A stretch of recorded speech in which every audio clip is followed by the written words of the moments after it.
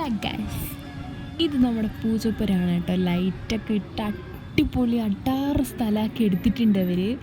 ഇന്ന് ഞാൻ അമ്മയും കൂടി കൂട്ടിയിട്ടാണ് അമ്പലത്തിൽ പോയത്. അമ്പലത്തിൽ പോയതല്ല, എൻ്റെ മെയിൻ ഉദ്ദേശം ഇതൊക്കെയാണ്.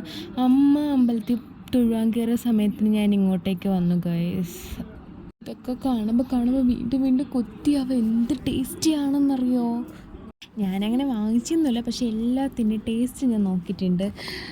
പണ്ടൊക്കെ അമ്പലത്തിലൊക്കെ പോകുമ്പോൾ ഈ കമ്മൽ, മാല, പൊട്ട് അങ്ങനെ ഞാൻ നിൽക്കുമായിരുന്നു. ഇപ്പം അതിനോടൊന്നും വലിയ താല്പര്യമില്ല, മെച്യൂരിറ്റി ആയില്ലേ. പിന്നെ ഈ അമ്മമാരോട് പോയ മെയിൻ സംഭവം ഇത്. ചെടിയുടെ അവിടെ നിൽക്കുക, വില കേൾക്കുക, ചട്ടി, കുടം, കലം, ഇതൊക്കെ അവരെ മെയിൻ. ഹൈവ ഇങ്ങോട്ട് വന്നപ്പോഴാണ്.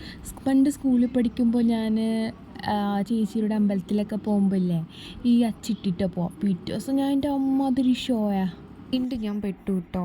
ഈ കൈ പിടിച്ചേക്കുന്നതേ സ്നേഹം കൊണ്ടൊന്നുമല്ല, 5-6 പ്രാവശ്യം അമ്മയ്ക്ക് എന്നെ മിസ്സായതാ. പിന്നെ ആകെ ആ കൈ വിടുന്നത് ചെടിച്ചട്ടി എടുക്കാനോ കല എടുക്കാനോ അങ്ങനെ എന്തെങ്കിലുമൊക്കെ ആയിരിക്കും. ഞാൻ അങ്ങനെ നോക്കിക്കൊണ്ട് നിന്നപ്പോൾ ആകാശത്ത് കുറേ പരുന്തുകൾ വട്ടമിട്ട് പറക്കുന്നുണ്ട് കേട്ടോ. ഞാൻ കുഞ്ഞുനാളിലേ ഞാൻ വിചാരിച്ചിരുന്ന എന്തോ അപകടം വരാനുണ്ട് അങ്ങനെയൊക്കെ ആയിരുന്നു. പിന്നീടാണ് മനസ്സിലായത് സംഭവം എന്താണെന്നൊക്കെ.